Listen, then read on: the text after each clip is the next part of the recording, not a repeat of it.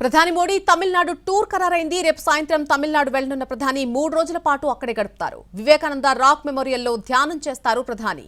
గురువారం చివరి విడత ఎన్నికల ప్రచారానికి తెరపడుతుంది. సాయంత్రం 6 గంటలకు ప్రచారం పరిసమాప్తమవుతుంది. 1వ తేదీన పోలింగ్ ఉంటుంది. దీంతో దేశంలో మొత్తం 7 విడతల్లోని అన్ని లోక్సభ నియోజకవర్గాలకు పోలింగ్ ముగిసినట్లవుతుంది.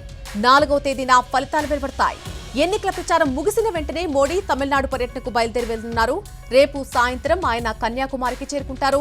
3 రోజుల పాటు అంటే జూన్ 1 వరకు కూడా అక్కడే గడుపుతారు. కన్యాకుమారిలోని రాక్ మెమోరియల్ ను సందర్శిస్తారు. స్వామి వివేకానంద ధ్యానం చేసిన అదే స్థలంలో నిర్మించినటువంటి ధ్యాన మండపంలో మెడిటేషన్ లో పాల్గొంటారు మోడీ. 24 గంటల పాటు ఈ ధ్యానం కొనసాగుతుంది. రేపు సాయంత్రం నుంచి జూన్ 1వ తేదీ సాయంత్రం వివేకానంద రాక్ మెమోరియల్లో ధ్యానంలో గడుపుతారు.